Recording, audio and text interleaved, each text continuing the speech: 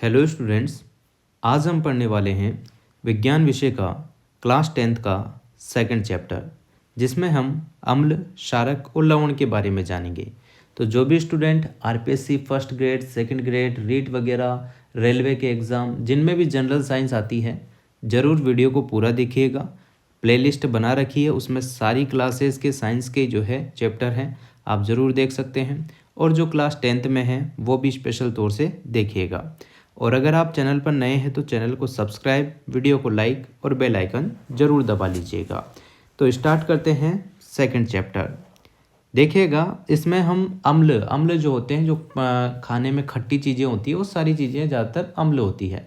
क्षार वो होते हैं जो खट्टे तो नहीं होते, तोरे तोरे होते हैं, मतलब कि जिन्हों का स्वाद थोड़ा सा अटपटा सा होता है, वो होते हैं क्षार। मैं देसी भाषा में आपको समझा रहा हूँ ताकि आप लोग जो है अपने दैनिक जीवन से कोरिलेट कर सकें। बाकी साइंस की भाषा में तो अपन पूरा चैप्टर पढ़ने ही वाले हैं, ठीक है। और साथ में यहाँ पर लवण यानी कि जो नमक टाइप में होते हैं वो होते हैं, ठीक है। तो चलिए स्टार्ट करते हैं। और एक बात मैं क्लियर कर दूँ, इस चैप्टर के बीच में जो भी क्वेश्चन आएंगे या तो आप खुद कीजिएगा, चैप्टर समझ में आ जाता है तो। अगर आप खुद नहीं करते हैं तो टेंशन मत लो, या जैसे ही चैप्टर खत्म होंगे पूरा सेशन रहेगा जिसमें आपके जितने भी क्वेश्चन हैं वो करा दिए जाएंगे, ठीक है। चलिए, आपने पिछली कक्षाओं में अध्ययन किया होगा कि भोजन का खट्टा एवं कड़वा स्वाद भोजन में विद्यमान क्रमशः अम्ल और क्षारक के कारण होता है। यदि आपके परिवार का कोई सदस्य अत्यधिक भोजन करने के कारण अम्लता से पीड़ित है, यानी कि ज़्यादा भोजन कर लिया, अनाप शनाप खा लिया, फिर जो है खट्टी डकारें आ रही है ना, तो वो क्यों होती है? शरीर में अम्लता जब बढ़ जाती है तो वो बाहर आने की कोशिश करती है, और बाहर आने के लिए वो जो है खट्टी खट्टी डकारों के रूप में ऐसी चीज़, एसिडिटी वगैरह आपको होती है, ठीक है। और उसे दबाने के लिए हम जो है क्षारक का प्रयोग करते हैं, मतलब कि क्षार का प्रयोग करते हैं, ठीक है। अगर मान लो कोई चीज़ पॉजिटिव है तो उसे दबाने के लिए अपन को नेगेटिव आकर्षण लगाना पड़ेगा, इसी टाइप से होता है। तो इसी प्रकार से जब हमारे शरीर में अम्ल की मात्रा बढ़ जाती है तो उसे दबाने के लिए हम क्षार का उपयोग करते हैं, ठीक है। यही चीज़ें हैं। चलिए, यदि आपके परिवार का कोई सदस्य अत्यधिक भोजन करने के कारण अम्लता से पीड़ित है तो आप कौन सा उपचार सुझाएंगे? नींबू पानी, सिरका या बेकिंग सोडे का विलयन, इस टाइप से सुझाएंगे, ठीक है। देखो, उपचार बताते समय आप किसी गुणधर्म का ध्यान रखेंगे। आप जानते हैं कि अम्ल और क्षारक एक दूसरे के प्रभाव को क्या करते हैं? समाप्त करते हैं। जब शरीर में अम्ल की मात्रा बढ़ जाएगी तो क्या करेंगे? हम क्षार का उपयोग करेंगे, तभी जाके वो कंट्रोल होगा, है ना। आपने अवश्य ही इसी जानकारी का उपयोग किया होगा। याद कीजिए कि कैसे हमने बिना स्वाद चखे ही खट्टे एवं कड़वे पदार्थों की जांच की थी। आप जानते हैं कि अम्लों का स्वाद होता है खट्टा। आपने नारंगी देखी होगी, नींबू देखा होगा, ये सब चीज़ें क्या होती है? अम्लीय होती है ना, खट्टा होता है। तथा ये क्या करते हैं? अम्ल जो होता है वो नीले लिटमस पत्र को लाल में बदल देते हैं। अब इसकी ट्रिक मैं समझाता हूँ आपको। अम्ल मतलब अनिल नाम आपको याद रखना है। अ मतलब होता है अम्ल, नी मतलब होता है नीला, और ल मतलब होता है लाल।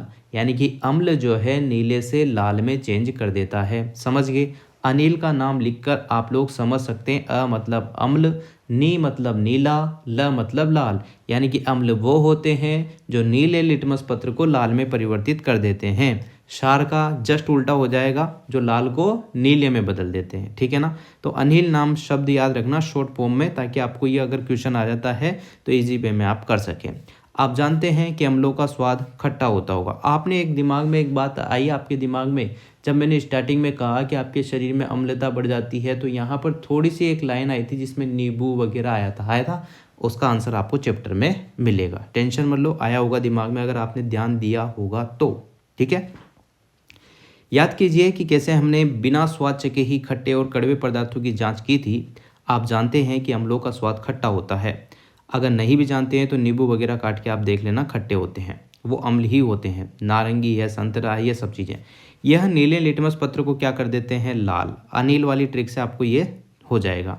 जबकि क्षारकों का स्वाद क्या होता है? कड़वा होता है, एवं लाल लिटमस पत्र को जो है नीले में बदल देता है। अनिल का तो आपको समझ में आ ही गया, अ मतलब अम्ल, नीले से लाल में बदल देता है। क्षार का जस्ट उल्टा हो जाएगा, कैसा? लाल को नीले में बदल देता है ना। लाल लिटमस पत्र को ये जो है नीले में बदल देते हैं और स्वाद में कड़वे होते हैं। लिटमस जो होता है एक प्राकृतिक सूचक होता है, इसी प्रकार हल्दी भी एक ऐसा ही सूचक होता है ना। हल्दी भी एक सेम टू सेम इसी तरीके का सूचक होता है। क्योंकि अगर ये चीज़ समझ में नहीं आ रही है तो एक काम करना, एक सफ़ेद कपड़ा लेना, उस पर हल्दी की पानी के साथ कुछ मिलाकर उस पर डाल देना कपड़े पे, उसको फिर जो है आप सरफ वगैरह से या किसी से साफ करना, उसका कलर येलो से जो है वहाँ पर ऑरेंज हो जाएगा, करके देख लेना, ठीक है ना। तो इसी प्रकार से जो है हल्दी भी क्या है, सूचक है, यानी कि यह भी एक चीज़ें बताता है कि ये कैसे कैसे चेंज कलर हो रहे हैं, वो चीज़ें बताता है, ठीक है। क्या आपने कभी ध्यान दिया है कि श्वेत कपड़े पर लगे सब्जी के दाग पर जब क्षारीय प्रकृति वाला साबुन रगड़ते हैं तब उस धब्बे का रंग जो है भूरा लाल हो जाता है। ये दैनिक जीवन में सारी चीज़ें देखने को आपको मिलती रहती है। लेकिन कपड़े को अत्यधिक जल से धोने के पश्चात वह फिर से पीले रंग का हो जाता है। अम्ल और क्षार की जांच के लिए आप संश्लेषित सिंथेटिक सूचक जैसे कि मेथिल ऑरेंज, ये आपको लेबोरेटरी में मिलेगा। केमिस्ट्री वाले जो स्टूडेंट हैं, बायोलॉजी जिनों के हैं, उनको देखने को मिलता है। एम फेनोप्थिलीन जो होता है वो भी आपको लैब में ही देखने को मिलता है। और अम्ल और क्षार की जांच करने के लिए मेथिल ऑरेंज और फेनोप्थिलीन का उपयोग कर सकते हैं। इससे अपन को क्या पता चलता है कि अम्ल है या क्षार है। उनकी संश्लेषित की जो चीज़ें हैं वो सारी चीज़ें अपन को यहीं से प्राप्त होती है। इस अध्याय में हम अम्ल और क्षारक की अभिक्रियाओं के बारे में अध्ययन करेंगे। हमें जानकारी प्राप्त होगी कि अम्ल और क्षारक कैसे एक दूसरे के प्रभाव को समाप्त कर देते हैं। साथ ही दैनिक जीवन में पाई जाने वाली तथा उपयोग में आने वाली बहुत सी रोचक वस्तुओं के बारे में हम अध्ययन करेंगे, ठीक है। अब यहाँ पर देखिएगा, ये येलो येलो कलर के एक बॉक्स में शानदार चीज़ लिखी हुई है, इसको इग्नोर बिल्कुल नहीं करना है, क्वेश्चन आ सकता है। क्या आप जानते हैं लिटमस विलियन बैंगनी रंग का रंजक होता है। अगर आप कंपटीशन की तैयारी कर रहे हैं, रेलवे वगैरह में ऐसे क्वेश्चन उठ के आ जाते हैं एक एक लाइन के कि लिटमस विलियन जो है कौन से रंग का रंजक होता है, तो बहुत सारी बार हम क्या कहते हैं, सफ़ेद कलर का होता है ना, जो कि गलत है। यहाँ पर बैंगनी रंग का रंजक होता है जो थैलोफाइटा समूह के लिचेन पौधे से निकाला जाता है। प्राय इसे सूचक की तरह, जैसा कि अभी मैंने बताया, हल्दी भी सूचक है और लिटमस भी सूचक है। लिटमस विलियन जब न तो अम्लीय होता है और न ही क्षारीय होता है, तब यह बैंगनी रंग का होता है।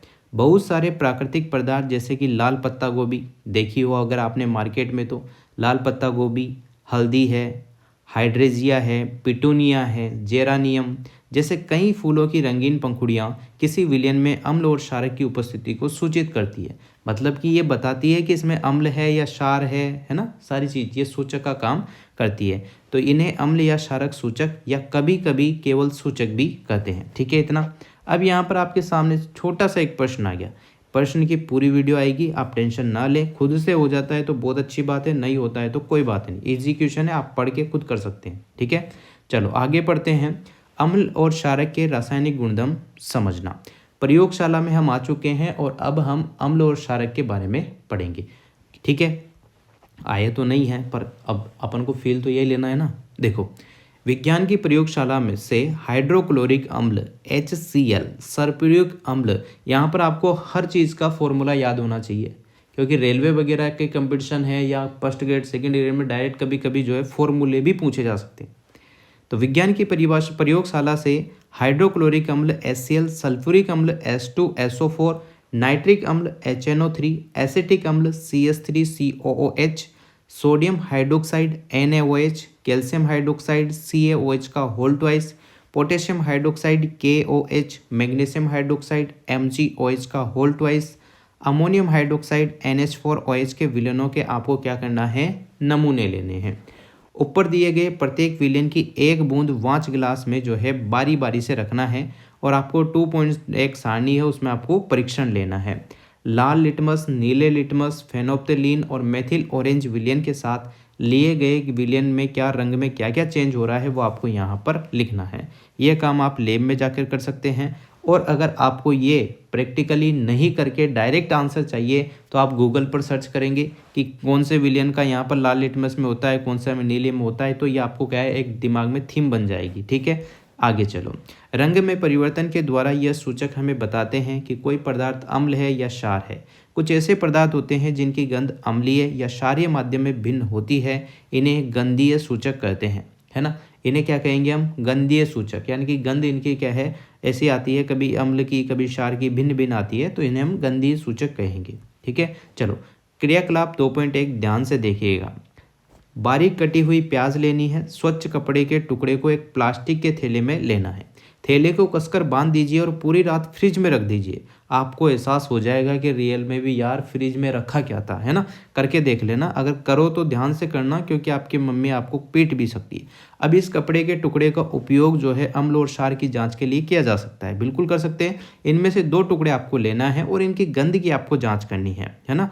इन्हें स्वच्छ सतह पर रखकर उनमें एक टुकड़े पर तनु HCl आता है, यानी कि थोड़ा तनु HCl आपको इस पे विलयन पर कुछ बूंद डालनी है, और दूसरा जो प्याज का टुकड़ा था उस पर तनु NaOH, तनु का मतलब होता है कि लिक्विड फॉर्म में, है ना, लिक्विड फॉर्म में याद रखेंगे।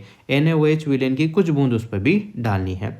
दोनों टुकड़ों को जल से धोकर उनकी गंध की आपको पुनः जांच करनी है, कैसी उनमें गंध आती है। ठीक है, अपने परीक्षणों को आप लिखेंगे। अब थोड़ा तनु वेनिला और लौंग का तेल आता है, मार्केट में पंसारी की दुकान पे ज़्यादातर मिल जाता है, या जहाँ लेब की दुकानें होती हैं वहाँ भी आपको मिल जाता है ना। लौंग का तेल तो नॉर्मली परचून की दुकान पे भी आपको देखने को मिल जाएगा।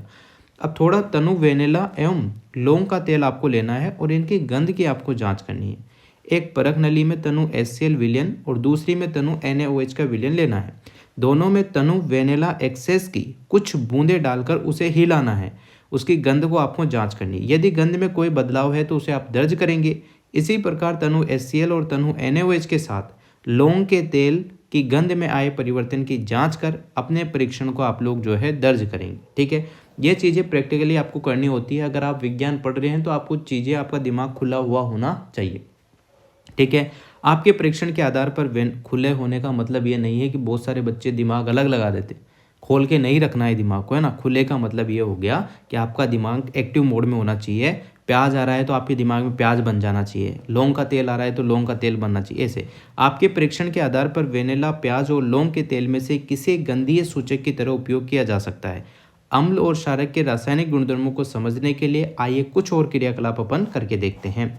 अम्ल और क्षारक धातु के साथ कैसे अभिक्रिया करते हैं। यहाँ पे एक अच्छा सा क्वेश्चन टाइप में है, इसको पूरा इस क्रियाकलाप में समझाएंगे। देखो, चित्र 2.1 के अनुसार उपकरण व्यवस्थित कीजिए। अब पहले तो अपन चित्र 2.1 भी देख लेते हैं। कहाँ है चित्र 2.1? ठीक है, यह रहा चित्र 2.1। ठीक है, इसके हिसाब से अपन को जमाना है।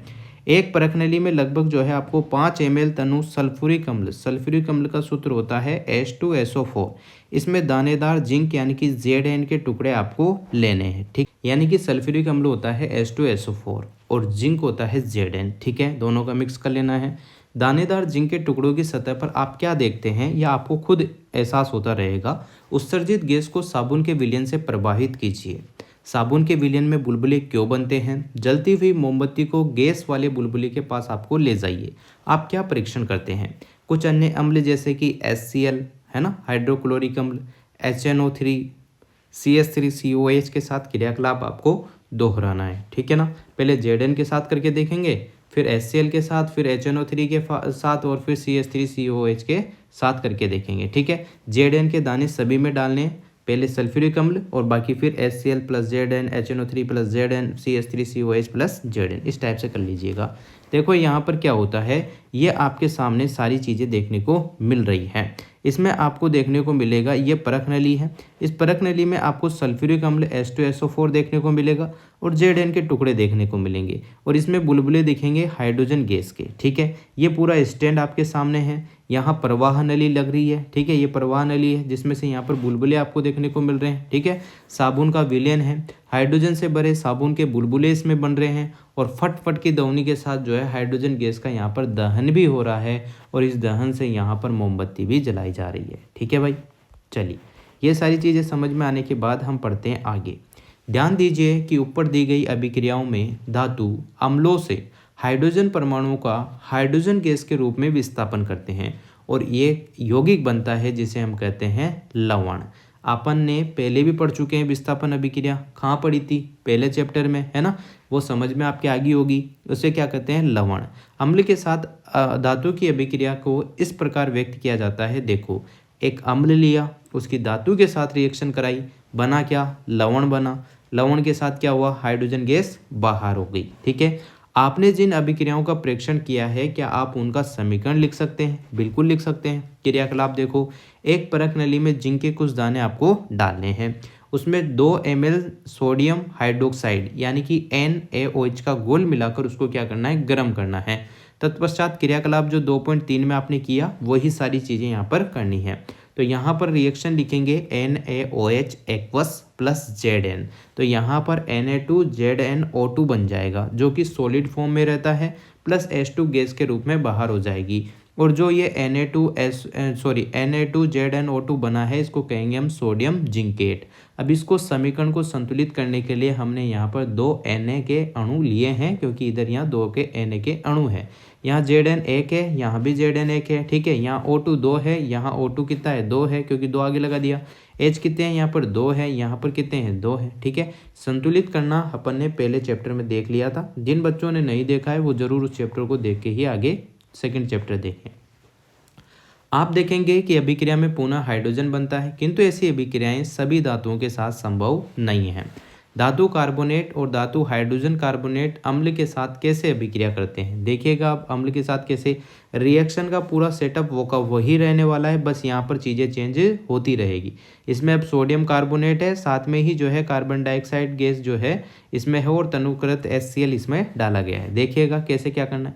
2 परख नलियाँ लेनी है। एक परख नली तो यहाँ पर है, ये दिख रही है आपको। एक परख नली बड़ी वाली है, A और B करके लिखा हुआ है, ठीक है। तो ये परख नलियाँ लेनी है। परख नली A में लगभग जो है परख नली A यानी कि ये वाली जो परख नली है बड़ी वाली, इसमें जो है 0.5 ग्राम सोडियम कार्बोनेट Na2CO3 लेना है। परख नली B जो ये छोटी सी जो हाथ से पकड़ दी गई है उसमें 0.5 ग्राम सोडियम हाइड्रोजन कार्बोनेट यानी कि NaSCO3 लेना है, ठीक है। दोनों परख नलियों में लगभग 2 ml तनु HCl मिलाना है। तनु HCl की 2 ml बूंद इसमें दोनों में डालनी है। आपने क्या निरीक्षण किया, देखो चित्र 2.2 के अनुसार प्रत्येक स्थिति में उत्पादित गैस को चूने के पानी यानी कि कैल्शियम हाइड्रोक्साइड का विलयन से अपन को क्या करना है, प्रवाहित करना है। आप क्या निरीक्षण करते हैं इसके बाद, यहाँ पर लिखा हुआ है। तो रिएक्शन अपन अब देखते हैं।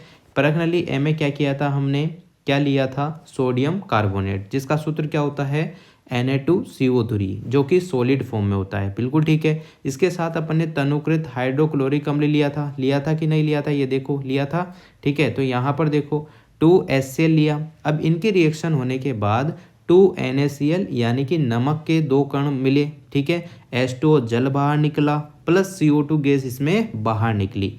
फिर यहाँ पर NaSCO3 सोडियम हाइड्रोजन कार्बोनेट लिया, सॉलिड फॉर्म में था, उसमें भी HCl के अपन ने 2 ml बूंद डाली, ठीक है। NaCl इसमें भी नमक बना पर एक ही अणु बना एक्वस फॉर्म में, प्लस यहाँ पर H2O लिक्विड फॉर्म में जल बाहर निकला और CO2 गैस के रूप में बाहर निकली, ठीक है। ये समझ में आया।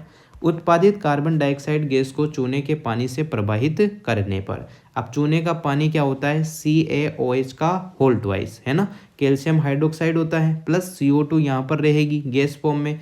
तो जैसे ही इसकी रिएक्शन होगी तो CaCO3 बन जाएगा, श्वेत अवक्षेप अपन को प्राप्त हो जाएगा। और CaCO3 का सूत्र क्या होता है, CaCO3 को क्या कहते हैं वो बताएंगे। पहले चैप्टर में अपन ने डिटेल में पढ़ा था, आप खुद बताएंगे कमेंट करके।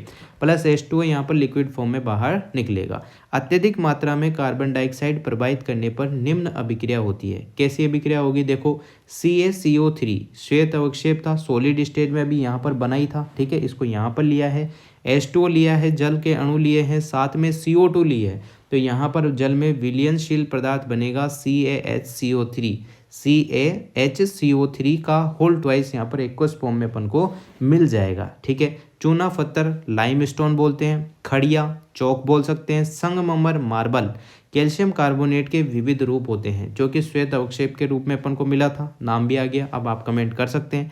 सभी धातु कार्बोनेट और हाइड्रोजन कार्बोनेट अम्ल के साथ अभिक्रिया करके संगत लवण और कार्बन डाइऑक्साइड जल बनाते हैं। इस अभिक्रिया को इस प्रकार से व्यक्त कर सकते हैं, जैसे कि देखो धातु कार्बोनेट या धातु हाइड्रोजन कार्बोनेट प्लस अम्ल, ठीक है। तो क्या बन जाएगा, लवण प्लस कार्बन डाइऑक्साइड प्लस जल बन जाएगा, ठीक है। इतना क्लियर है। धातु कार्बोनेट या धातु हाइड्रोजन कार्बोनेट की अभिक्रिया जब अम्ल के साथ की जाती है तो लवण के साथ जो है CO2 मुक्त होती है और साथ में जल भी बाहर होता है, ठीक है। अम्ल और क्षारक परस्पर कैसे अभिक्रिया करते हैं, यहाँ पर अब ये क्वेश्चन आता है। देखो इसको क्रियाकलाप से करते हैं।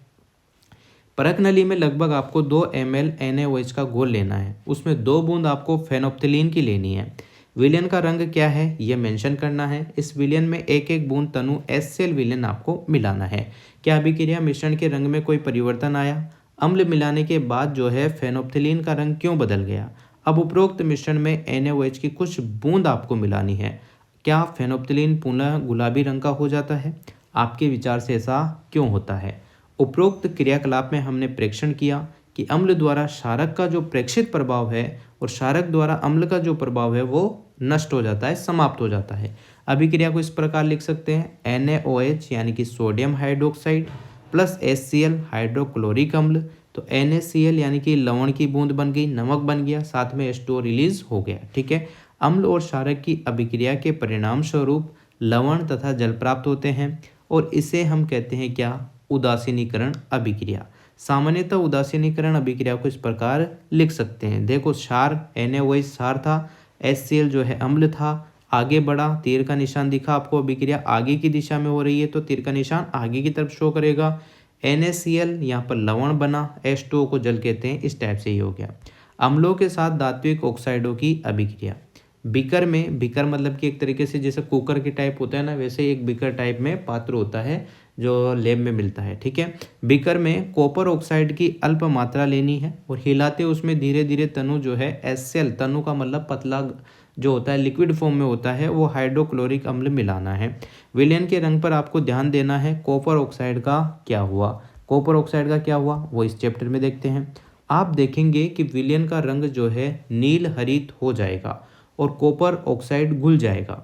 विलयन का नील हरित रंग जो है अभिक्रिया में कॉपर जो सेकंड लिखा हुआ है वो होती है ऑक्सीकरण अवस्था, जो कि आपको आगे चैप्टरों में पता चलेगा कैसे निकालते हैं। ठीक है, अभिक्रिया में कॉपर सेकंड क्लोराइड के बनने के कारण होता है।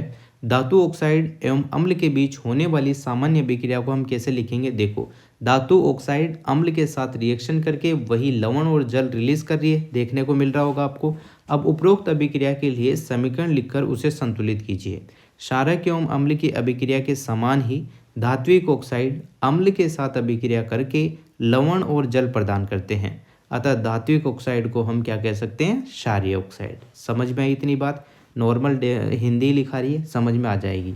नहीं समझ में आती है तो वापस से वीडियो को डबल देखो, तिबल देखो, 2x पे देखो, है ना, इस टाइप से देखो। क्षारक के साथ अधात्विक ऑक्साइड की अभिक्रिया है। क्रियाकलाप 2.5 में आपने देखा कि कार्बन डाइऑक्साइड और कैल्शियम हाइड्रोक्साइड जो कि अपने चूने का पानी होता है के बीच अभिक्रिया हो रही थी। कैल्शियम हाइड्रोक्साइड जो कि एक क्षारक होता है, क्या होता है? कैल्शियम हाइड्रोक्साइड क्या होता है? एक क्षारक होता है। कार्बन डाइऑक्साइड के साथ अभिक्रिया करके लवण और जल बनाता है।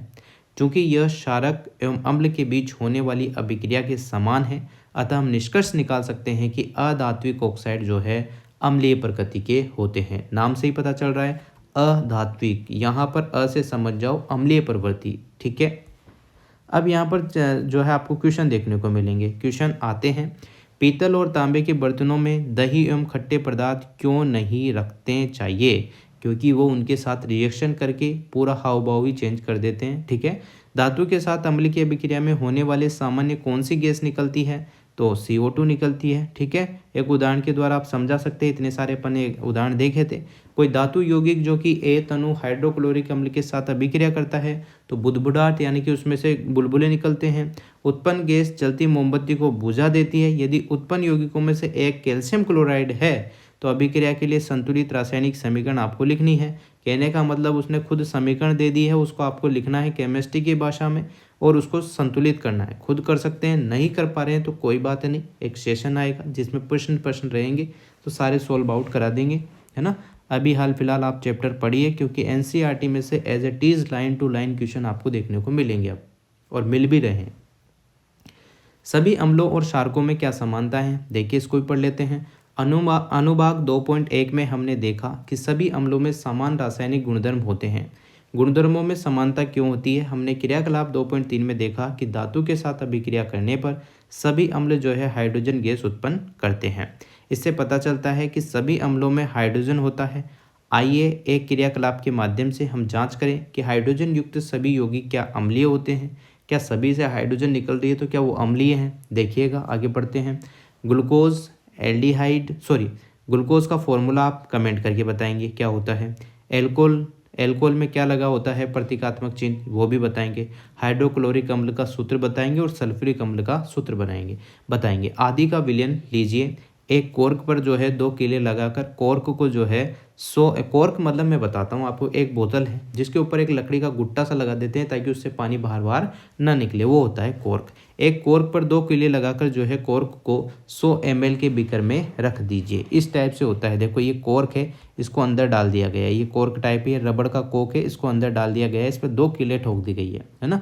बहुत सारी बार क्या होता है, बोतल जो रहती है अपने उसके ऊपर भी उसको पानी का इधर उधर रिसाव ना हो इसलिए उसको लगाते हैं। अब इसमें बीकर में पूरा ले रखा है और यहाँ पर कॉर्क रख रखा है। कॉर्क पर 2 कीले लगा रखी है ना, जिसमें अम्लीय विलयन भरा हुआ है ये नीचे की तरफ। और इस बीकर से जो है पूरा सेटअप लाइट का जोड़ा गया है, जिसमें एक तरफ स्विच है, फिर बल्ब है, फिर 6 वोल्ट की बैटरी है। तो इस टाइप से ये जो है रिएक्शन करके यहाँ पर ये बल्ब येलो येलो हो रहा है, यानी कि ये जल जाता है, ऐसा कुछ ये बताना चाह रहा है। अब देखो पढ़ते हैं। चित्र 2.3 के अनुसार किलो को 6 वोल्ट की एक बैटरी के दोनों टर्मिनलों के साथ एक बल्ब और स्विच के माध्यम से अपन जोड़ देंगे। एक बीकर में थोड़ा सा जो है यहाँ पर तनु HCl डालकर विद्युत धारा प्रवाहित करेंगे। इस क्रिया को तनु सल्फ्यूरिक अम्ल के साथ आपको दोहराना है। क्या परीक्षण किया? इन परीक्षणों को ग्लूकोज एल्कोहलों के विलयन के साथ भी आपको दोहराना है और देखना है कि यहाँ पर बल्ब जला या नहीं जला। देखो ऐसा होता है कि ये जो आपको दिख रहा है ये तो है तनु, ये पीला पीला जो दिख रहा है हल्का हल्का पीला, ये है तनुकृत अम्लीय विलयन। इसमें ये रबड़ का कॉर्क है जिस पर 2 कीले लगी हुई है, ठीक है ना। ये 2 कीले पूरा सेटअप जमा हुआ है जिसमें लाइटें वाइटें बैटरी बल्ब स्विच सब लगा हुआ है, ठीक। अब यहाँ पर जो ये हल्का येलो कलर का विलयन है ये है तनुकृत अम्ल। अगर हम अम्ल डाल रहे हैं तो बल्ब जल रहा है। तो इसी टाइप से ये कहना चाह रहा है कि इसमें ग्लूकोज डालो और ये बल्ब जलता है कि नहीं जलता ये चेक करो। इसमें जो भी चीज़ें डालते हो वो एल्कोहल डालो और इसमें चेक करो कि ये जलता है कि नहीं जलता, ऐसा करके आपको देखना है, ठीक है।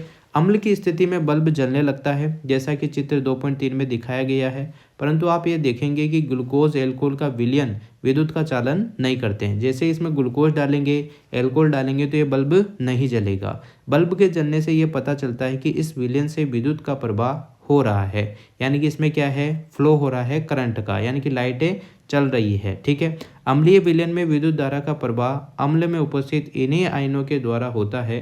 अम्लों में धनायन H+ तथा ऋणायन जैसे HCl में Cl-, HNO3 में जो है NO3-, CH3COH में जो है CH3COO-, H2SO4 में SO4 होते हैं। ये क्या होते हैं ऋणायन, ठीक है ना। H+ होता है यहाँ पर धनायन। चूंकि अम्ल में उपस्थित धनायन H+ है, इससे ज्ञात होता है कि अम्ल विलयन में हाइड्रोजन आयन H+ एक्वस उत्पन्न करता है और इसी कारण उसका गुणधर्म क्या हो गया अम्लीय हो गया। Sodium hydroxide NaOH, calcium hydroxide यहाँ पर है साथ, जैसे जो क्षारक हैं उनका उपयोग करके हम क्रियाकलाप को दोहरा सकते हैं और निष्कर्ष निकाल सकते हैं। सीधी सी बात है। चलो आगे। जलीय विलयन में अम्ल या क्षारक क्या होता है? क्या अम्ल केवल जलीय विलयन में ही आयन उत्पन्न करते हैं? आइए इसकी भी जांच कर लेते हैं। यहाँ पर आपको क्लियर HCl गैस का निर्माण होता हुआ दिखेगा। कैसे होगा देखो, एक स्वच्छ और सूक्ष्म परखनली में लगभग आपको 1 ग्राम ठोस NaCl लेना है, ठीक है ना। NaCl ये देखो इसमें NaCl है, ये सोडियम क्लोराइड है इस परखनली में, ठीक है, यहाँ तक दिख गया। फिर इसको परखने में कुछ मात्रा में आपको जो है सांद्र सल्फ्यूरिक अम्ल भी लेना है, ठीक है। यहाँ पर सांद्र सल्फ्यूरिक अम्ल भी आपको इसमें लेना है। इसके बाद आपने क्या परीक्षण किया? क्या निकास नली से कोई गैस बाहर आई? इस प्रकार उत्सर्जित गैस की सूखे तथा नम नीले लिटमस पत्र द्वारा जांच करनी है। किस स्थिति में लिटमस का पत्र का रंग जो है परिवर्तित होगा? उपरोक्त क्रियाकलाप के आधार पर आप उनके जो है अम्लीय गुणों के बारे में भी जान सकते हैं। शुष्क HCl गैस, HCl विलयन, ये जो चीज़ें हैं अध्यापकों के लिए निर्देश यहाँ पर दे रखा है कि यदि जलवायु अत्यधिक आर्द्र हो, नमी ज़्यादा हो तो गैस को शुष्क करने के लिए आपको कैल्शियम क्लोराइड वाली शुष्क नली से जो है गैस प्रवाहित करनी पड़ेगी। इस टाइप से यहाँ पर पूरा दिया गया है। अब इसकी रिएक्शन देखते हैं। इस प्रयोग से ये स्पष्ट होता है कि जल की उपस्थिति में HCl में हाइड्रोजन आयन उत्पन्न होते हैं। जल की अनुपस्थिति में HCl अणु में H+ आयन पृथक नहीं हो सकते हैं। तो HCl H2O यानी कि जल के साथ जब रिएक्शन करता है तो तो H3O+ बनाता है और साथ में Cl- रिलीज करता है। हाइड्रोजन आयन स्वतंत्र रूप में नहीं रह सकते, लेकिन हाइड्रोजन जो है पूरी आवर्त सारणी का सबसे आवारा तत्व माना जाता है। ये किसी के साथ भी आराम से एडजस्ट हो जाता है, इसको कोई ज़्यादा दिक्कत नहीं है। हाइड्रोजन आयन स्वतंत्र रूप में नहीं रह सकते हैं, लेकिन ये जल के अणुओं के साथ मिलकर रह सकते हैं। यहाँ पर क्या लाइन सुनी आपने? हाइड्रोजन आयन स्वतंत्र रूप में नहीं रह सकते, लेकिन ये यानी कि ये अकेला नहीं रहना चाहता, ये किसी न किसी के साथ एडजस्ट हो जाता है और ऐसा कहा है कि ये जल के अणुओं के साथ मिलकर रह सकता है। इसलिए हाइड्रोजन आयन को सदैव H+ या हाइड्रोनियम आयन H3O- से दर्शाया जाता है। ठीक है, H+ जो है H2 यानी कि जल के साथ रिएक्शन करेगा तो H3O+ यानी कि हाइड्रोनियम आयन, इसको कहते हैं हाइड्रोनियम आयन। H3O+ को कहते हैं हाइड्रोनियम आयन।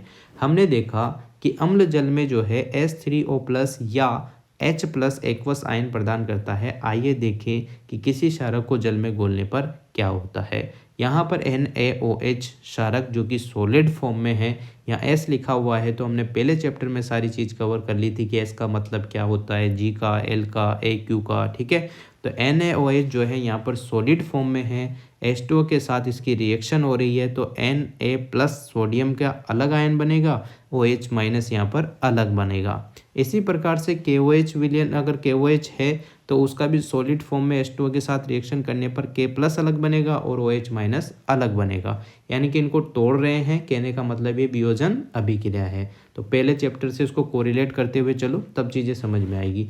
MgOH का होल ट्वाइस यहाँ पर सॉलिड फॉर्म में है, H2O के साथ रिएक्शन करके Mg2+ एक्वस बनता है, प्लस 2 अणु OH- के बनते हैं।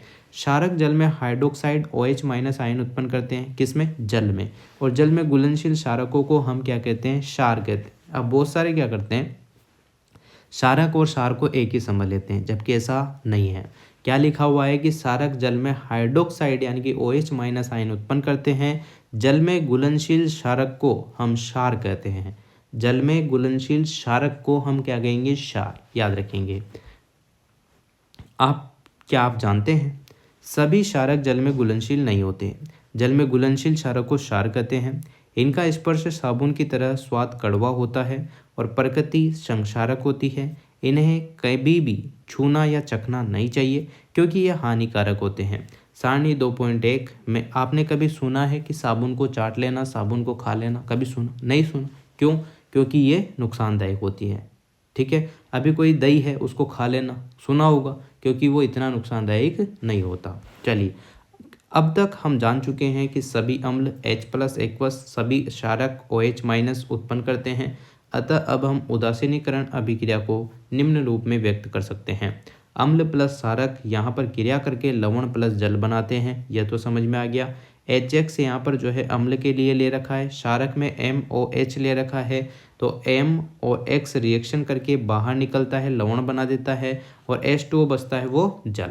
समझ में आ रहा है? क्लियर। H+ + OH- H2O। आइए देखिए कि अम्ल या क्षार में जल मिलाने पर क्या होता है। यहाँ पर ये बोर्ड दे रखा है, इसमें लिखा हुआ है कि सांद्र अम्ल तथा क्षारक वाले बर्तनों में लगे चेतावनी के चिन्ह। इस टाइप से चेतावनी आपको बर्तनों में देखने को मिल जाएगी, उसके डिब्बे पे देखने को मिल जाएगी।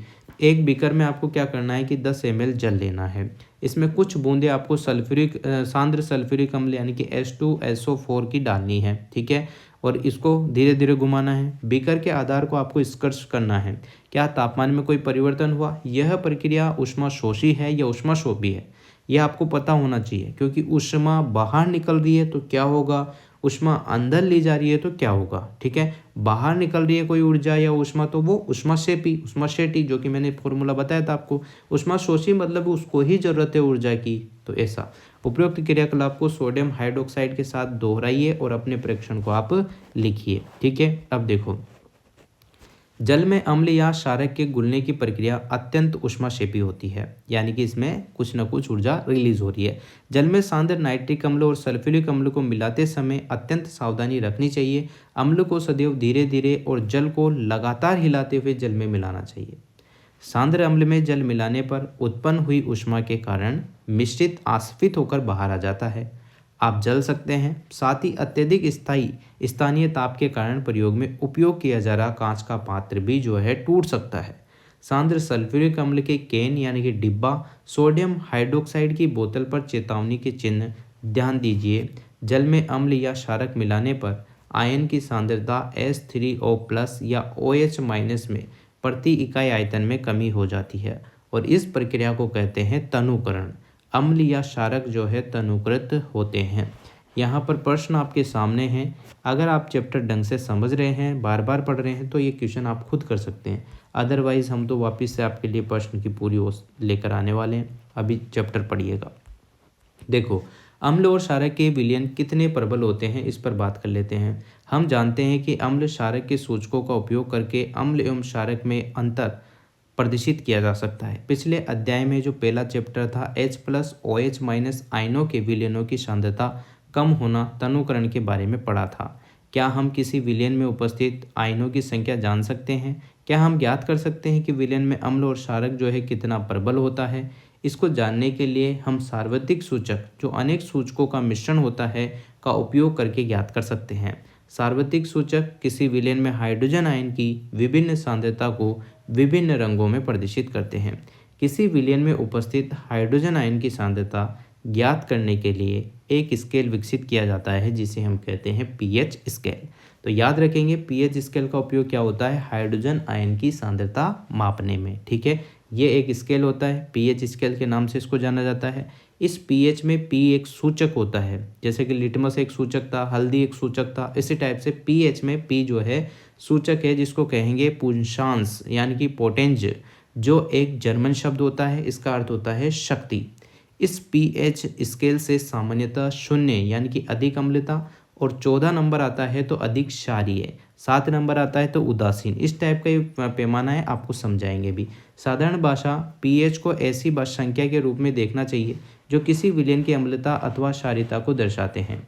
हाइड्रोनियम आयन की सांद्रता जितनी अधिक होगी उसका पीएच उतना ही कम होगा। सांद्रता अधिक है तो पीएच कम, जस्ट उल्टा है। ठीक है ना। किसी भी उदासीन विलयन के पीएच का मान 7 होगा यदि उदासीन मतलब कि न तो उसमें ज़्यादा अम्लीय चीज़ें हैं ना उसमें ज़्यादा क्षारीय चीज़ें, यानी कि वो उदासीन है, न्यूट्रल गैर है, मान लो 7 होगा। यदि पीएच स्केल में किसी विलयन का मान 7 से कम है तो वो अम्लीय होगा, और 7 से ज़्यादा है तो वो क्षारीय होगा। सीधी सी बात है। तो वहाँ विलयन में OH- की सांद्रता में वृद्धि को दर्शाता है, अर्थात यहाँ क्षार की शक्ति बढ़ रही है। सामान्यतः पीएच सार्वत्रिक सूचक अंतर्भारित पेपर द्वारा ज्ञात किया जा सकता है।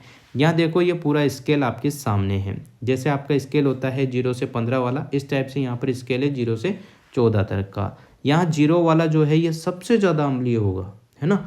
यहाँ पर बढ़ती हुई अम्लीयता दिखेगी, और 7 पे आते आते वो उदासीन हो जाएगा, और इधर की तरफ बढ़ेगा तो बढ़ती हुई क्षारक प्रवृत्ति, इधर क्षार तो ज़्यादा होगा पर इधर अम्ल कतई ना होगा। ठीक है, इस टाइप से। और इधर की तरफ जो है अम्ल तो ज़्यादा होगा पर क्षार कुछ भी नहीं होगा, यानी कि यहाँ पर H+ आयन की सांद्रता बढ़ेगी और इधर H+ आयन की सांद्रता जो है घटेगी। ठीक है, यही चीज़ है। आगे देखो, क्रियाकलाप 2.11 दी गई सूची 2.2 में विलयन के पीएच के मानों की आपको जांच करनी है, परीक्षण करना है, प्रकृति बतानी है। देखो यहाँ पर लिखा हुआ है, इसको आप गूगल से कंप्लीट कर लेना, देख लेना और इसको रट लेना या याद कर लेना। ठीक है ना। लार खाने की जो लार है उसमें पीएच पत्र का रंग कैसा होगा ये आपको गूगल से पता चल जाएगा।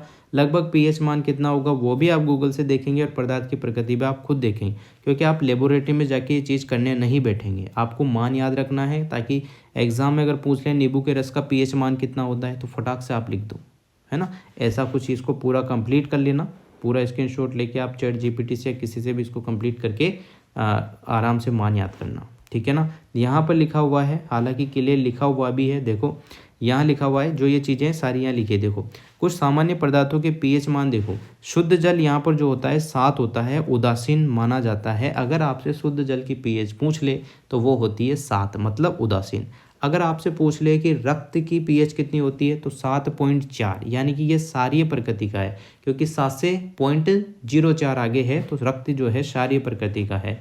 मिल्क ऑफ मैग्नीशिया की पीएच आपसे पूछ ले तो 10 होती है। सोडियम हाइड्रोक्साइड विलयन की अगर पीएच पूछ ले तो लगभग 14, यानी कि सबसे ज़्यादा क्षारीय होगा। अगर आपसे नींबू के रस की पीएच पूछ ले तो लगभग 2.2, यानी कि ये अम्लीय प्रकृति का होगा, और अम्लीय में भी अच्छा खासा अम्लीय होगा। जठर रस जो आपके शरीर में पैदा होता है वो लगभग 1.2 के आसपास होगा। अम्लीयता जब आपके शरीर में बढ़ जाती है तो वो जठर रस, एसिडिटी, फैटी एसिड जैसे जिसे कहते हैं वो ये होता है लगभग 1.2, यानी कि इसकी मात्रा और भी ज़्यादा है। इस टाइप से ये पूरा है। आगे देखो, अम्ल तथा क्षारक की शक्ति विलयन यानी कि जल में क्रमशः H+ आयन OH आयन की संख्या पर निर्भर करती है।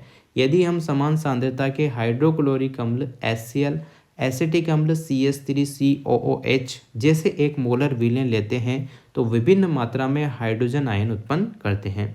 अधिक संख्या में H+ आयन उत्पन्न करने वाले क्या होंगे, अधिक प्रबल होंगे, मतलब प्रबल अम्लीय होंगे, है ना। जिसमें ज़्यादा H+ है वो ज़्यादा अम्लीय होगा, तो इसको कहेंगे हम प्रबल अम्लीय। जबकि कम H+ आयन उत्पन्न करने वाले होते हैं अम्ल दुर्बल अम्ल कहलाते हैं। जिनमें कम H+ आयन है वो दुर्बल अम्ल कहलाएंगे।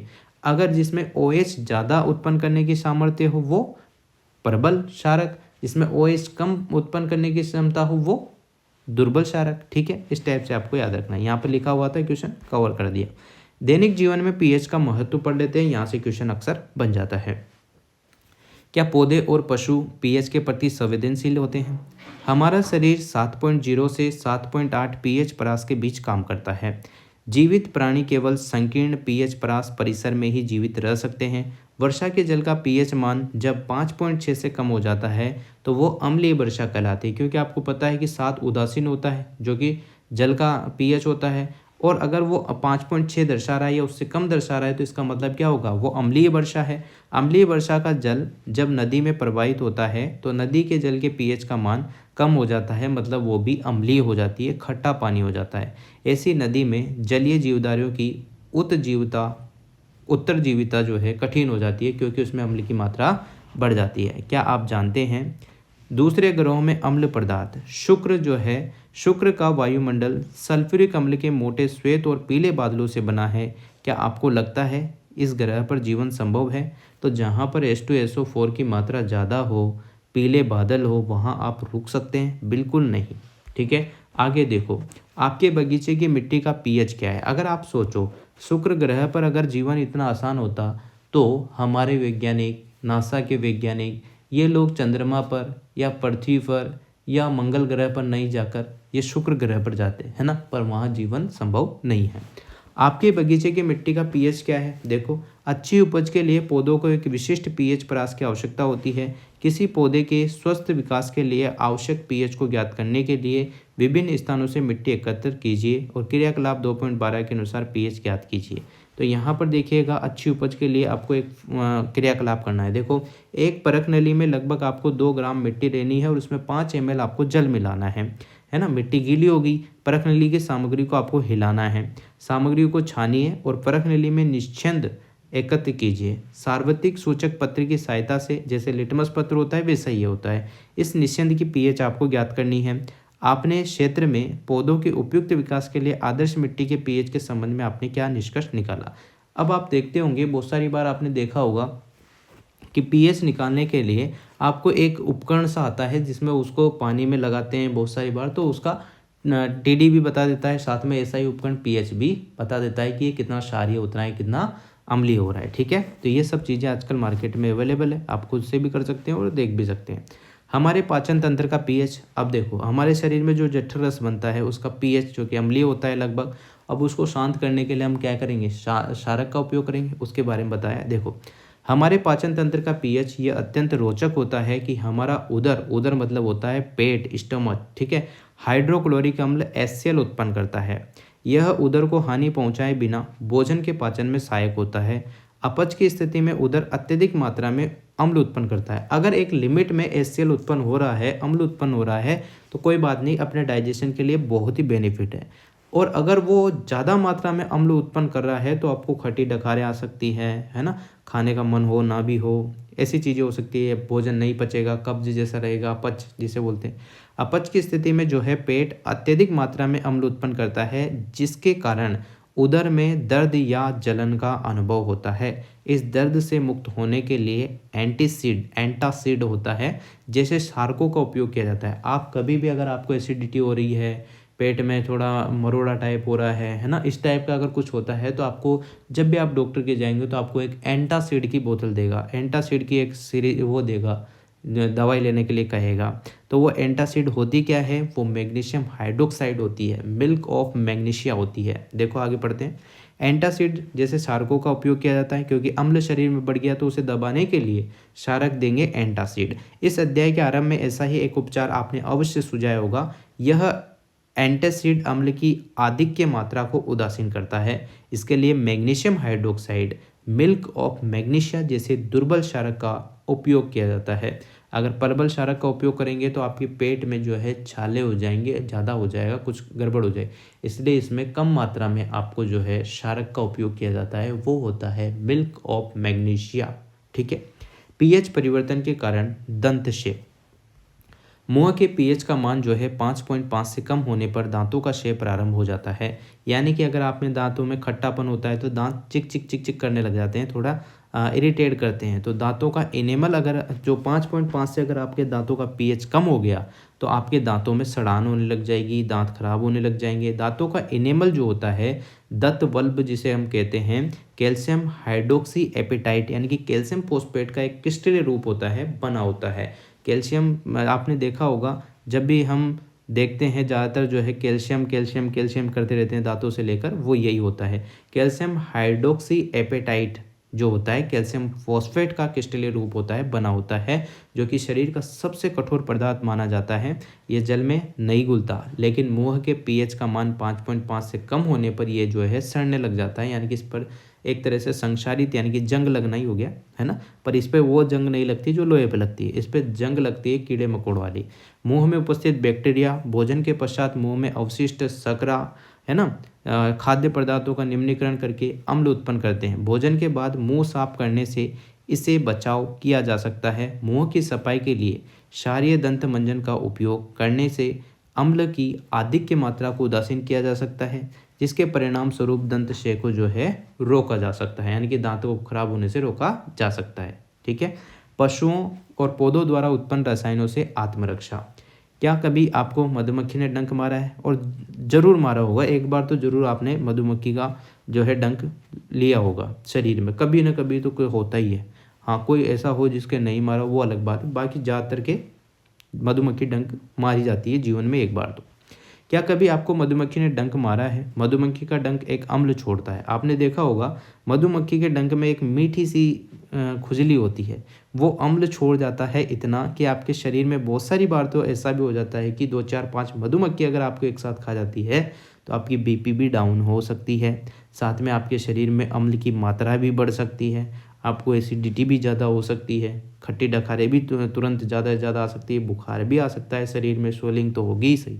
ये सब चीज़ें देखने को मिलती है, जिसके कारण दर्द और जलन का अनुभव होता है। डंक मारे गए अम्ल में बेकिंग सोडा जैसे दुर्बल क्षारक के उपयोग से आराम मिलता है। तो आप बेकिंग सोडा लगा सकते हैं, जहाँ जहाँ मधुमक्खी ने खाया है तो तुरंत आराम मिल जाता है ना। नेटल के डंक वाले आपने देखा होगा, जब गाँव में या कहीं पर भी जब मधुमक्खी खा जाती है तो हम क्या करते हैं, बाँस घसते हैं, लोहे की चीज़ का थोड़ा सा वो लगा लेते हैं। क्यों लगाते हैं? क्योंकि वो क्षारीय प्रकृति के होते हैं, और आपको जो मधुमक्खी खाई है वो अम्लीय प्रकृति का रसायन छोड़ के गई है, उसे दबाने के लिए हमने क्षारक का इस्तेमाल किया है बस। तो जैसे दुर्बल क्षारक के उपयोग से आराम मिलता है, नेटल के डंक वाले बाल मेथेनोइक अम्ल छोड़ जाते हैं, जिसके कारण जलन वाले दर्द का अनुभव होता है। जो मधुमक्खी डंक देती है उसमें जो डंक में जो अम्ल होता है वो होता है मेथेनोइक, और ये क्वेश्चन बहुत बार पूछा जा चुका है, जिसके कारण जलन वाले दर्द का अनुभव होता है। अब देखो, क्या आप जानते हैं प्रकृति उदासीनीकरण के विकल्प देती है। नेटल एक क्षारीय पादप होता है। जो नेटल होता है उसकी पत्तियां इस टाइप की होती है, एक क्षारीय पादप होता है, क्षारीय नहीं, शाकीय पादप होता है। हाँ, क्षारीय भी मान सकते हैं क्योंकि काम ये वही करता है ज़्यादातर। नेटल एक शाकीय पादप होता है जो जंगलों में उपजता है। इसके पत्तों में डंक नुमा बाल होते हैं जो अगर गलती से छू जाए तो डंक जैसा दर्द देते हैं। मैंने जो आपको क्षारीय बोला है ये क्षारीय पौधा नहीं है, ये अम्लीय पौधा है। इस पर किसी भी चीज़ अगर इसके रगड़ लग जाती है तो क्षारीय चीज़ें लगानी पड़ती है ना। थोड़ा सा अपोजिट हो गया तो मेंशन मत कीजिएगा दिमाग में, आप ध्यान से सुनिएगा। प्रकृति उदासीनीकरण के विकल्प देती है। नेटल एक शाकीय पौधा होता है, शाकीय यानी कि पत्तियों वाला, इस टाइप से इसमें कांटे होते हैं, जो जंगलों में उपजता है। इसके पत्तों में डंक नुमा बाल होते हैं जो अगर गलती से छू जाए तो डंक जैसा दर्द देते हैं, ऐसा लगता है जैसे मधुमक्खी ने खा लिया। इन बालों से जो है मेथोनिक अम्ल का स्त्राव होने के कारण यह दर्द होता है। पारंपरिक तौर पर इसका इलाज डंक वाले स्थान पर डोक पौधे की पत्ती रगड़कर किया जाता है। अब ध्यान सुनना, नेटल है ना, एक चीज़ पकड़ी आपने, नेटल, इसमें होते हैं बाल, जो इसके बाल होते हैं वो डंक नुमा होते हैं। जब हम इसकी रगड़ में आ जाते हैं तो हमें जो दूसरा पौधा है, डॉक पौधे की जो पत्ती है, उसको रगड़ कर किया जाता है इलाज। एक पौधे का अगर टच आ जाता है तो दूसरे पौधे की पत्ती उस पर रगड़ दो। क्यों होता है ऐसा? ये तो होता है मेथोनिक, है ना, ये तो अम्लीय प्रकृति का होगा, और वो जो पौधा है डॉक पौधा वो क्षारीय प्रकृति का होगा। तो इसका इलाज जैसे कहते हैं ना कि तू शेर तो मैं सवा शेर, वो वाली कंडीशन यहाँ पर है। डॉक पौधे की पत्ती रगड़ कर किया जाता है। ये पौधे अधिकतर नेटल के पास ही पौधे होते हैं, पैदा होते हैं। मतलब कि अगर ये नेटल का पौधा यहाँ उगा है तो इसके जस्ट पास ही इसका जो है शेर का सवा शेर इसके पास में ही मिल जाएगा, यानी कि डॉक पौधा, ठीक है, पास में ही पैदा होते हैं। क्या आप डॉक पौधे की प्रकृति का अनुमान लगा सकते हैं? लगा ही लिया हमने, क्योंकि वो क्षारीय पौधा होगा तभी जाकर जो है हम इस्तेमाल कर रहे हैं, क्योंकि ये अम्लीय पौधा है। अम्लीय पौधे के गुण आया, इसका डंक लग गया, तो हमने डॉक का पौधा जो है उसका क्षारीय गुण होने की वजह से हम उसको लगाते हैं। आप अब जान गए होंगे कि अगली बार पहाड़ों पर चढ़ते हुए गलती से नेटल पौधे के छू जाने पर आपको क्या करना है। उसी के पास में आपको डॉग का पौधा दिख जाएगा और उसको लगा लेना है, बस इतना सा करना है। बस ये ध्यान रखना, डॉग के पौधे का और नेटल के पौधे का चित्र जो है गूगल से सर्च करके देख लेना। एक तो आप पता नहीं जाने कौन सी दवाई जड़ी बूटी लगा दो। अब देखो कुछ प्राकृतिक अम्ल। यहाँ पर प्राकृतिक स्रोत है सिरका जो कि बहुत ज़्यादा अम्लीय होता है। एसिटिक अम्ल इसको कहते हैं, इसमें होता है एसिटिक अम्ल होता है। प्राकृतिक स्रोत होता है खट्टा दूध, यानी कि जो खट्टे दूध को ही दही कहते हैं। अगर क्वेश्चन ये कर लिया जाए कि खट्टा दूध निम्न में से कौन सा है, तो दही वाला जो ऑप्शन है ना वो टिक करना। खट्टा दूध दही होता है और इसमें होता है लैक्टिक अम्ल, ठीक है। सिरका में तो कौन सा होगा? एसिटिक अम्ल, और खट्टा दूध जो दही है उसमें होगा लैक्टिक अम्ल। इसी प्रकार से संतरा में होगा सिट्रिक अम्ल, और नींबू में क्या हो जाएगा? सिट्रिक अम्ल, क्योंकि दोनों खट्टे हैं, दोनों की सेम प्रजाति है, सेम गुण है। इमली में होता है टार्टरिक अम्ल। चींटी का जो डंक होता है उसमें होता है मेथोनिक अम्ल। अब जितने भी डंक हैं उनमें सब में मेथोनोइक होता है, ज़्यादातर मेथोनोइक अम्ल ज़्यादा होता है। नेटल का डंक, उसमें मेथोनोइक अम्ल। मधुमक्खी के डंक में मेथोनोइक अम्ल। टमाटर में ऑक्जेलिक अम्ल होता है, टमाटर में ऑक्जेलिक अम्ल है। इमली में टार्टरिक अम्ल है। सिरका में एसिटिक अम्ल है। संतरा में सिट्रिक, नींबू में सिट्रिक, खट्टा दूध में लैक्टिक अम्ल। अब आप ये सोच रहे होंगे कि सर नींबू और खट्टा जो दही है वो तो लगभग खट्टे होते हैं, फिर उसमें लैक्टिक क्यों हुआ? वो दूध से बनता है, दूध से बनने वाले सभी में लैक्टिक अम्ल होता है, ठीक है। अब यहाँ पर वापस से प्रश्न आपके सामने, आप खुद करेंगे। लवण के संबंध में अधिक जानकारी। पिछले भागों में हमने विभिन्न अभिक्रियाओं के द्वारा लवणों का निर्माण होते देखा है। आइए इनके निर्माण, गुणधर्म, उपयोग के बारे में देखते हैं। लवण परिवार के बारे में हम पढ़ने जा रहे हैं। नीचे दिए गए लवण के रासायनिक सूत्र, जैसे कि potassium sulphate, sodium sulphate, calcium sulphate, ठीक है, calcium sulphate, magnesium sulphate, copper sulphate, sodium chloride, sodium nitrate, sodium carbonate और अमोनियम क्लोराइड। उन अम्ल और क्षारक की पहचान कीजिए जिनमें उपरोक्त लवण प्राप्त किए जा सकते हैं। समान धन या ऋण मूलक वाले लवणों को एक ही परिवार में रखा जाता है, जैसे कि NaCl हो गया और Na2SO4 हो गया। सोडियम लवण के परिवार होते हैं क्योंकि इनमें Na आ रहा है, ठीक है। इसी प्रकार NaCl और KCl क्लोराइड लवण के परिवार है क्योंकि दोनों में Cl पीछे आ रहा है। इस अभिक्रिया में आप लवणों में आप कितने परिवारों की पहचान कर सकते हैं? अब हम उसको छोड़ते हैं, आगे बढ़ते हैं। लवणों का pH है ना, लवण का pH निकालेंगे। देखो निम्नलिखित लवणों के जो है नमूने एकत्र कीजिए, जैसे कि sodium chloride, potassium nitrate, aluminium chloride. इनके सूत्र आप खुद याद करेंगे, है ना, इजी है। Sodium chloride NaCl, potassium nitrate हो सकता है, एल्यूमिनियम क्लोराइड हो सकता है, zinc sulphate, copper sulphate, sodium acetate, sodium carbonate, sodium hydrogen carbonate, कुछ अन्य लवण जो उपलब्ध हो। जल में इनकी विलेयता की आपको जाँच करनी है। केवल आश्रित जल ही आपको यूज में लेना है। लिटमस पर इन विलयनों की क्रिया की जांच कीजिए और pH पेपर का उपयोग करके इनका pH मान भी ज्ञात कीजिए। लवण है, उदासीन है, क्षारीय है, ये भी जांच करना है। और लवण में उपयोग में आने वाली अम्ल और क्षार की पहचान भी आपको करनी है और इस सारणी में आपको मेंशन कर देना है। प्रबल अम्ल और प्रबल क्षारक के लवण के pH का मान 7 होता है या उदासीन होता है, जबकि प्रबल अम्ल और दुर्बल क्षारक के लवण का pH का मान 7 से कम होता है। ये अम्लीय होते हैं। 7 से कम मतलब अम्लीय और 7 से ज़्यादा मतलब कि क्षारीय। तो प्रबल क्षारक जो होंगे वो तो क्षारीय होंगे और जो दुर्बल क्षारक है उनके लवण के पीएच का मान 7 से अधिक होगा तो वो भी क्या होंगे, क्षारीय होंगे। साधारण नमक से रसायन, देखो साधारण नमक से रसायन जो है, गांधी जी की दांडी यात्रा का भी इसमें काफ़ी वर्णन होगा। देखो साधारण नमक में रसायन, आप जानते हैं कि हाइड्रोक्लोरिक अम्ल HCl, सोडियम हाइड्रोक्साइड NaOH2 के विलयन की अभिक्रिया से उत्पन्न लवण को सोडियम क्लोराइड यानी कि NaCl कहते हैं। NaCl ही आपका नमक होता है। इसी लवण का हम अपने भोजन में उपयोग करते हैं, नमक डालते हो ना, वही NaCl। ऊपर के क्रियाकलाप में आपने देखा होगा कि यह एक उदासीन लवण होता है, क्योंकि Na+ के जितने अणु मिलेंगे, जितने कण मिलेंगे उतने ही Cl के मिलेंगे, है ना। समुद्री जल में कई प्रकार के लवण घुले होते हैं। इन लवणों से सोडियम क्लोराइड को पृथक किया जाता है। विश्व के कई भागों में भी ठोस लवण का निक्षेप होता है। बड़े आकार के ये क्रिस्टल प्राय अपद्रवों के कारण भूरे रंग के होते हैं। इसे हम खनिज नमक कहते हैं।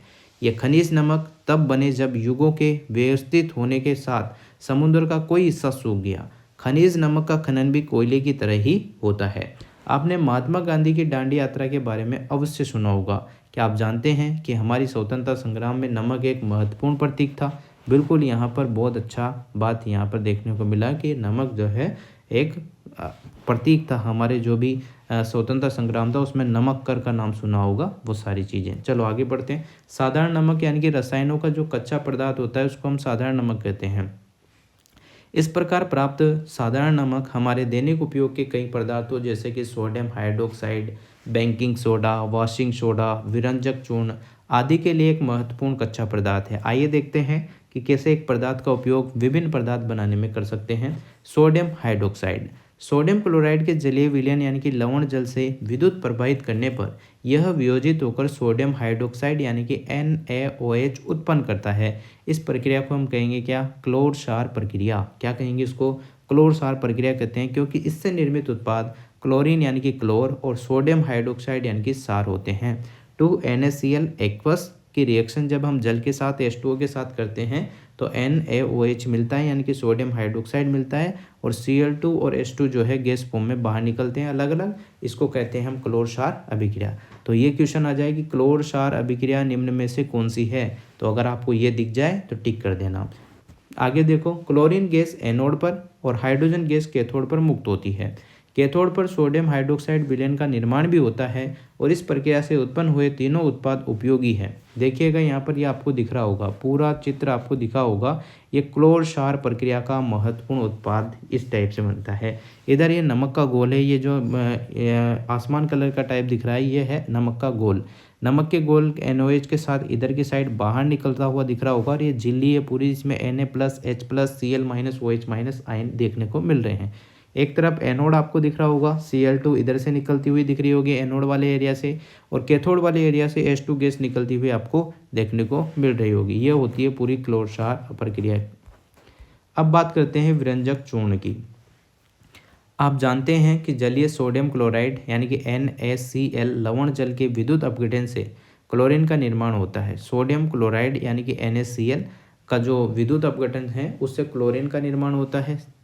इस क्लोरीन गैस का उपयोग विरंजक चूर्ण के उत्पादन के लिए किया जाता है। शुष्क बुझा हुआ चूना, जो कि हम पहले पढ़ चुके हैं, पहले चैप्टर में भी पढ़ा था, CaOH का होल ट्वाइस का फॉर्मूला है। क्लोरीन की क्रिया से जो है विरंजक चूर्ण का निर्माण होता है, यानी कि CaOH का होल ट्वाइस Cl2 के साथ रिएक्शन करता है तो CaOCl2 बन जाता है। इसे ही हम कहते हैं क्या?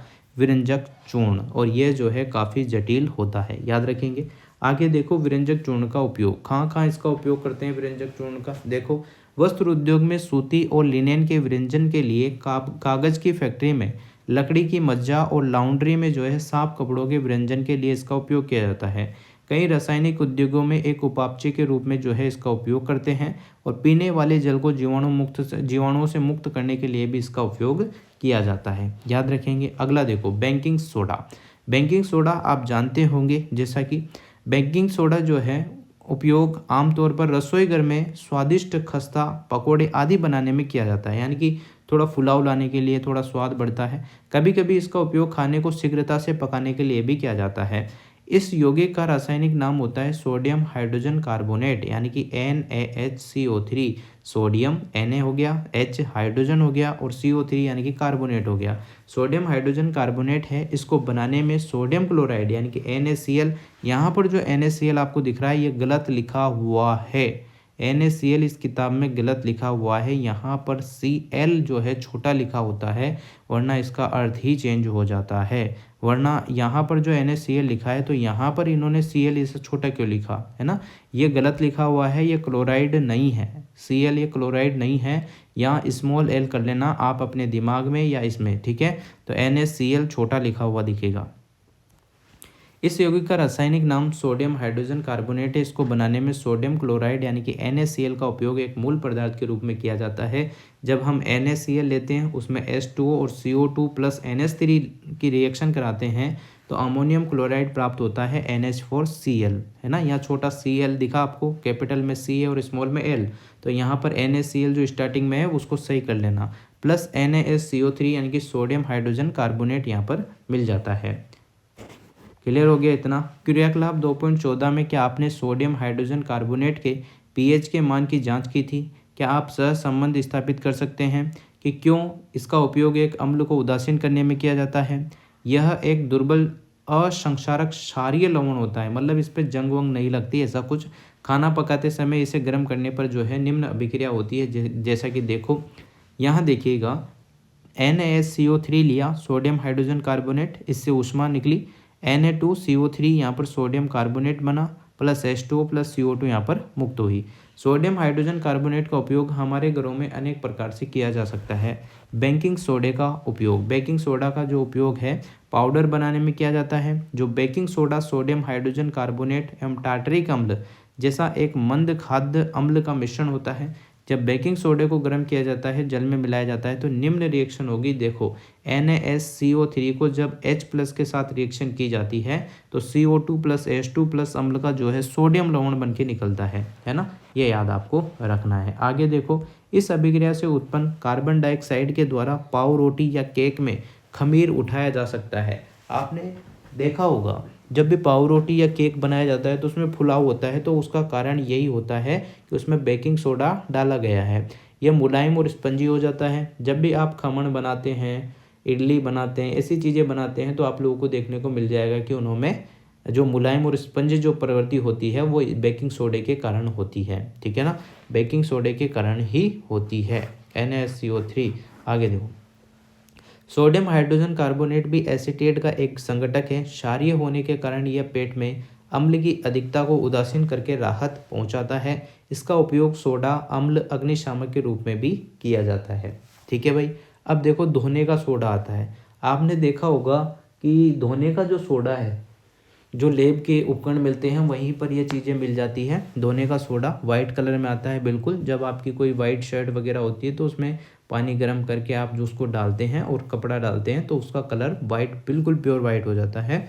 Na2CO3.10H2O धोने के सोडे का सूत्र होता है, याद रखेंगे, Na2CO3.10H2O। धोने का सोडा एक अन्य रसायन जिसे हम सोडियम क्लोराइड से प्राप्त किया जा सकता है, ठीक है। आप ऊपर देख चुके हैं कि बेकिंग सोडा जो है गर्म करने पर सोडियम कार्बोनेट प्राप्त किया जा सकता है।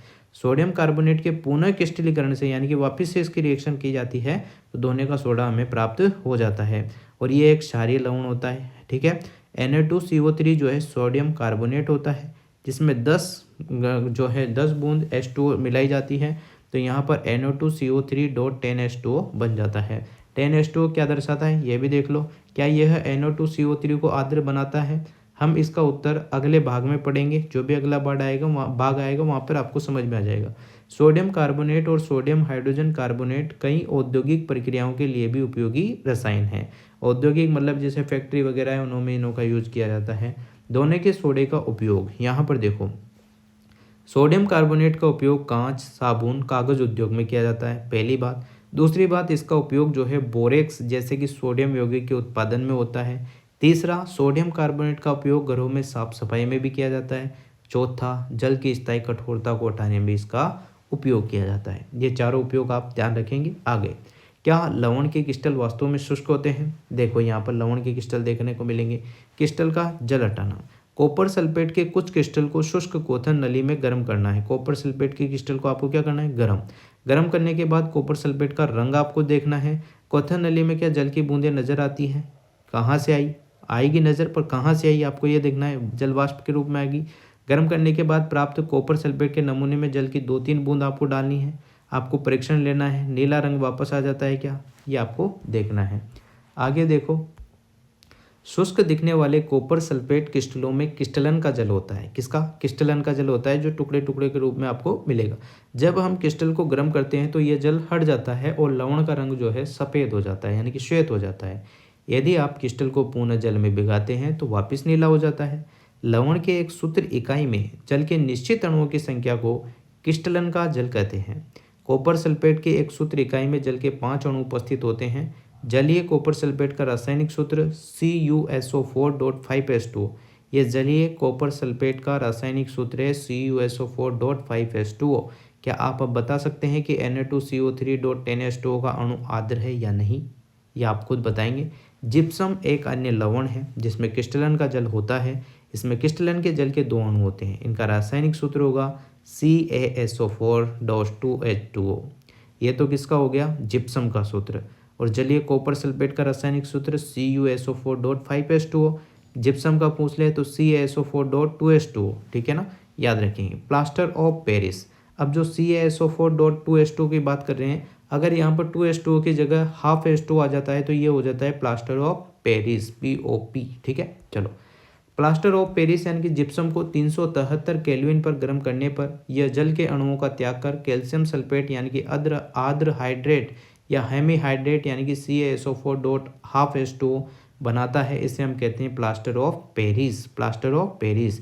इस पदार्थ का उपयोग जो आपकी हड्डियाँ टूट जाती है ना, तो डॉक्टर प्लास्टर बांधता है, आपकी नहीं, मतलब किसी की टूटती है तो देखते हो ना, तो इस पदार्थ का उपयोग जो है डॉक्टर टूटी हुई हड्डियों को सही जगह पर स्थिर रखने के लिए करता है।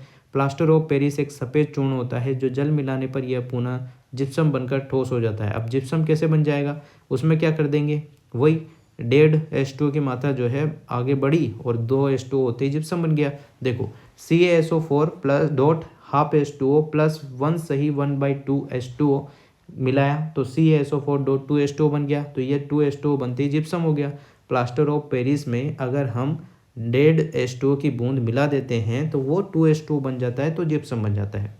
ध्यान दीजिए कि जल का केवल आधा अणु क्रिस्टलन के जल के रूप में जुड़ा होता है। जल का आधा अणु कैसे प्राप्त होता है, CaSO4 का 2 इकाई सूत्र जल के एक अणु के साथ साझेदारी करता है। और प्लास्टर ऑफ पेरिस का उपयोग जो है खिलौने बनाने में, आपने देखा होगा मूर्तियों में बनाने में, है ना, ये जो गणेश चतुर्थी आती है, दुर्गाष्टमी आती है, जब बड़ी बड़ी मूर्तियाँ बनती है तो प्लास्टर ऑफ पेरिस की होती है। सजावट का सामान, सतह को चिकना बनाने के लिए। पता करें कि कैल्शियम सल्फेट आर्द्र हाइड्रेट को प्लास्टर ऑफ पेरिस क्यों कहा जाता है। प्रश्न आपके सामने फिर से आ जाएंगे। अब यहाँ पर देखो, ये प्रश्न देख लीजिएगा भाई, CaOCl2 यौगिक का प्रचलित नाम क्या होता है, अभी जस्ट थोड़ी देर पहले अपन ने पढ़ा, खुद बताएंगे। उस पदार्थ का नाम बताओ जो क्लोरीन से क्रिया करके विरंजक चूर्ण बनाता है, अभी जस्ट निकला ही है। कठोर जल को मृदु करने के लिए सोडियम यौगिक का उपयोग क्यों किया जाता है। ये सारी चीज़ें बहुत इजी वे में है। प्लास्टर ऑफ पेरिस की रिएक्शन अभी जस्ट ये रही, CaSO4.1/2 इस जिप्सम की है ना। प्लास्टर ऑफ पेरिस का सूत्र ये यहाँ पर हाफ H2O तक हो जाएगा।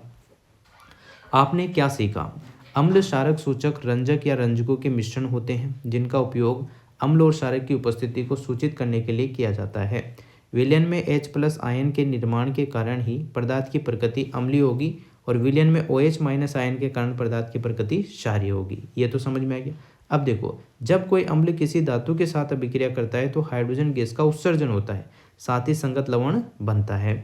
जब क्षारक किसी धातु से अभिक्रिया करता है तो हाइड्रोजन गैस के उत्सर्जन के साथ एक लवण का निर्माण होता है और जिसका ऋण आयन एक धातु और ऑक्सीजन के परमाणु से संयुक्त रूप से निर्मित होता है। जब अम्ल किसी धातु कार्बोनेट या धातु हाइड्रोजन कार्बोनेट से अभिक्रिया करता है तो संगत लवण बनता है, कार्बन डाइऑक्साइड प्लस जल निकलता है, ठीक है ना। CO2 गैस निकलेगी और जल निकलेगा। जल में अम्लीय और क्षारीय विलयन विद्युत का चालन करते हैं क्योंकि यह क्रमशः हाइड्रोजन हाइड्रोक्साइड आयन का निर्माण करते हैं। अम्ल या क्षारक की प्रबलता की जांच pH स्केल से की जाती है। pH स्केल 0 से 14 तक होता है जो विलयन में हाइड्रोजन आयन की सांद्रता की माप होता है। एक उदासीन विलेन के पीएच का मान 7 होगा, जबकि जो उदासीन विलेन पीएच 7 होगा, कौन है इसका उदाहरण बताना आप लोग कमेंट करके। तो मैं बता देता हूँ, जल होता है जिसकी उदासीन जो पीएच है वो 7 होती है। अम्लीय विलेन पीएच का मान 7 से कम और क्षारीय विलेन का 7 से अधिक होगा। सभी जीवों में उपापचय की क्रिया पीएच की एक इष्टतम सीमा में होती है। सांद्र अम्ल या क्षारक को जल के साथ मिश्रित करना एक अत्यंत ऊष्माक्षेपीय अभिक्रिया है ना, क्योंकि ऊर्जा रिलीज होगी। अम्ल और क्षारक एक दूसरे को उदासीन करके लवण और जल का निर्माण करते हैं। अम्ल के एक सूत्र इकाई में जल की निश्चित अणुओं की संख्या को क्रिस्टलन का जल कहते हैं। हमारे दैनिक जीवन और उद्योगों में लवण के कई उपयोग होते हैं। देखो यहाँ पर क्वेश्चन आते हैं, कोई विलयन लाल लिटमस को नीला कर देता है। लाल लिटमस को नीला कर देता है मतलब कि ये क्षार है। अब क्षार की पीएच आपको अब ऐसे दिमाग लगाओ, अनील, अ मतलब अम्ल, नीले को लाल में कन्वर्ट करता है। पर यहाँ क्या है, लाल को नीला मतलब कि क्षार की वैल्यू पूछिए तो pH 1 मतलब अम्ल है, pH 4 मतलब अम्ल है, pH 5 अम्ल है, क्योंकि 7 से नीचे नीचे अम्ल है और 10 जो है क्षार है, तो करेक्ट हो जाएगा। कोई विलयन अंडे के इस टाइप से जो है आप लोग क्वेश्चन कर सकते हैं इजी वे में। बहुत अच्छे अच्छे क्वेश्चन है और आपको करने भी चाहिए। अगर आपसे नहीं हो रहे हैं तो कोई चिंता करने की कोई बात नहीं है, हम पूरा सेशन लाएंगे, बार बार मैं कह रहा हूँ, तो उससे भी आपका काम आसान हो जाएगा। अगर आप चैप्टर को एक बार समझ में नहीं आता है तो 2x की स्पीड से दूसरी बार देखो, तीसरी बार देखो, सब चीज़ें समझ में आ जाएगी। एनसीईआरटी से लाइन टू लाइन क्वेश्चन बन रहे हैं, आप सभी जानते होंगे। आरपीएससी का नया पैटर्न देख रहे होंगे, अधीनस्थ बोर्ड का, रेलवे वगैरह का, तो इजी वे में आप लोग यह चैप्टर ज़रूर सुने, फ्री टाइम में सुने, कैसे भी सुने पर सुन लें। वीडियो अगर अच्छी लगी हो तो like, comment, share and subscribe. Thanks for watching.